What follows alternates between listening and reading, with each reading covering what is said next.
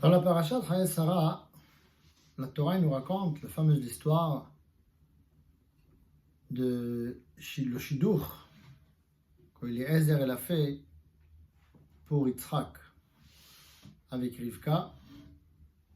Eliezer arrive à Haran, à la rentrée de la ville, à côté de Be'er Hamayim, à côté de puits d'eau.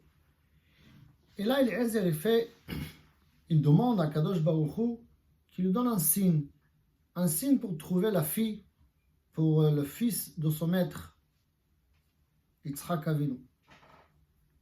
Il y a des gens, des fois, dans la vie, qui demandent un signe du ciel, de Dieu, pour faire tchouva, pour faire plein de choses. Après, ils voient quelque chose qui est anormal, ils trouvent ça comme un signe.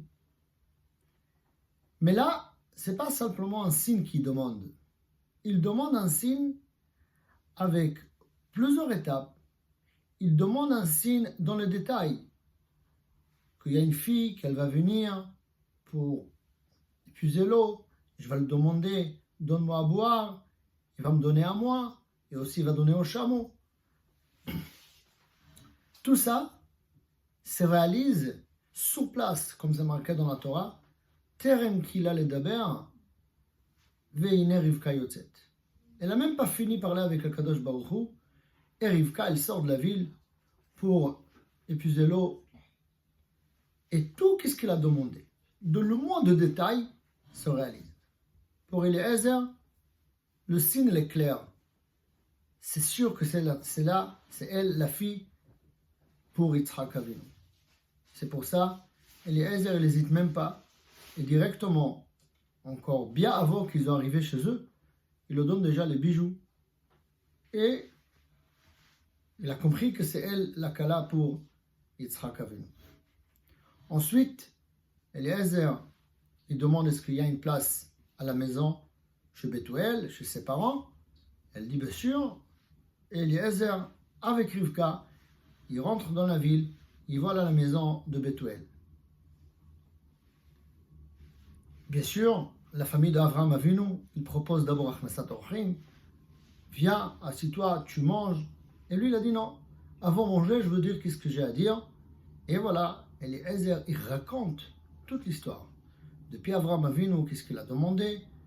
Et jusqu'à qu'elle arrive à la rentrée de la ville, le signe qu'il a demandé d'Akadosh Baruch Hu, et tout se réalise exactement comme Akadosh Baruch Hu, exactement comme Eliezer l'a demandé.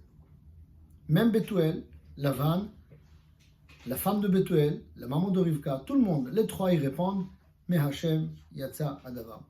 C'est évident que ça vient d'Akadosh Baruch Hu, c'est pas possible à expliquer autrement. Comme j'ai dit tout à l'heure, les gens qui demandent un signe, après ils reçoivent quelque chose, c'est possible que c'est vrai, c'est possible que c'est faux, on ne peut pas savoir. Mais là, quand Eliezer il demande avec le moins de détails et tout se réalise, c'est évident que c'est Hashem Yatsa Adavar, c'est évident que c'est la volonté d'Akadosh Baruch Hu. Ok, la réponse de la famille de Rivka, bien sûr, tu peux prends Rivka et tu vas chez ton maître Abraham et tu présentes Rivka à Yitzhak. D'accord? Ok, tout très bien.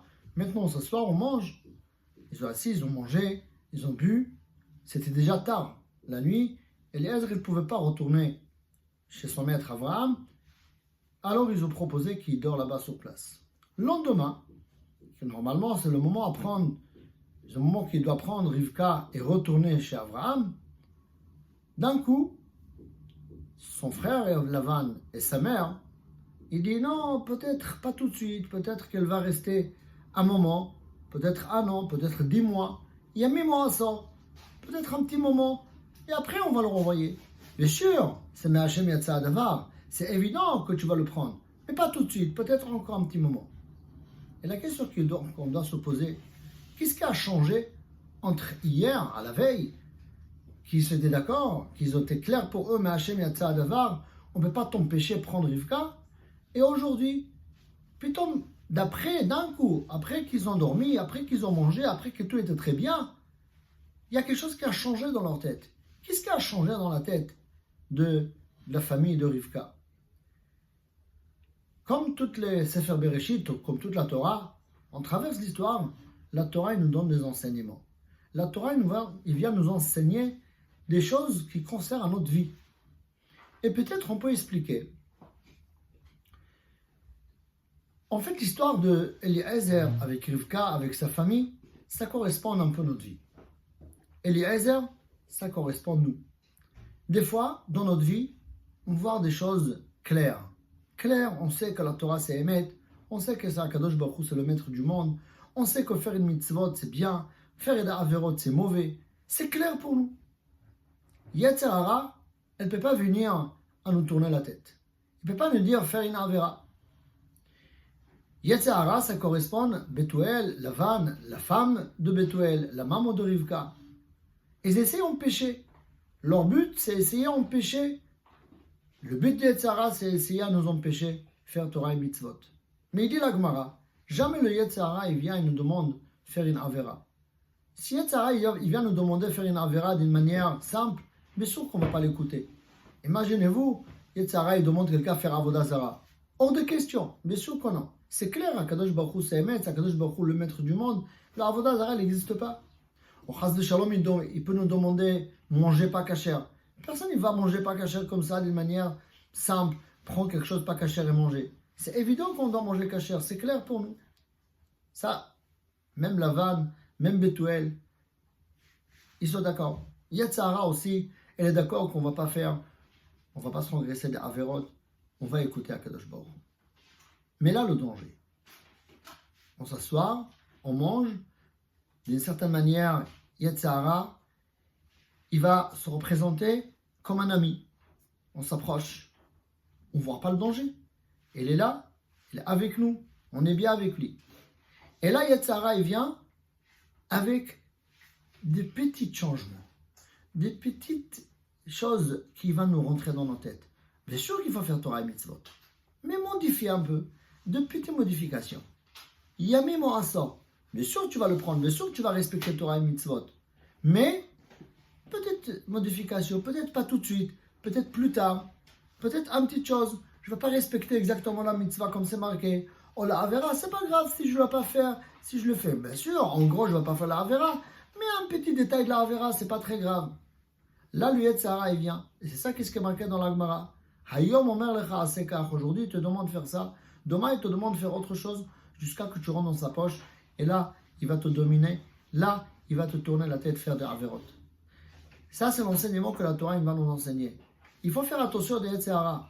Yetzer Hara, bien sûr qu'il ne va pas nous demander de faire des choses grandes. Mais Yetzer Hara, il vient avec des petites choses. Il vient avec des petites modifications dans la Torah et Mitzvot. Pas respecter vraiment le derech de la Torah. Pas respecter vraiment le chemin de Akadosh Baruch Hu. Là, le danger, il est là. Parce que des fois, on ne pense pas qu'il est mauvais. On pense que Yetzer Hara, c'est quelqu'un qui nous demande de faire des choses extrêmes. Mais non, Yetzer Hara, il vient avec de petites choses. Mais le problème, il est qu'on l'écoute, et encore on l'écoute, de petites choses. À la fin, on va tomber dans les grandes choses, dans les grandes avérotes. Ça, c'est l'enseignement que la Torah, il vient nous enseigner avec l'histoire de Eliezer avec Rivka. Il faut faire très attention à Yetzer Hara. Il faut faire très attention dans le petit détail. Il ne faut pas seulement dans les grands détails. C'est évident qu'on ne va pas faire des grands avérotes. Mais dans les petits détails, c'est là-bas qu'il y a un risque qu'on va tomber. C'est là-bas qu'il y a le risque que Yetzer Hara, il va nous dominer. Parce que quand on l'écoute sur les petites choses, à la fin, on l'écoute sur les grandes choses. Ça, c'est ce qui est marqué. Ça, ce qui est marqué, c'est exactement ce qui est marqué dans la Gemara, comme on a dit.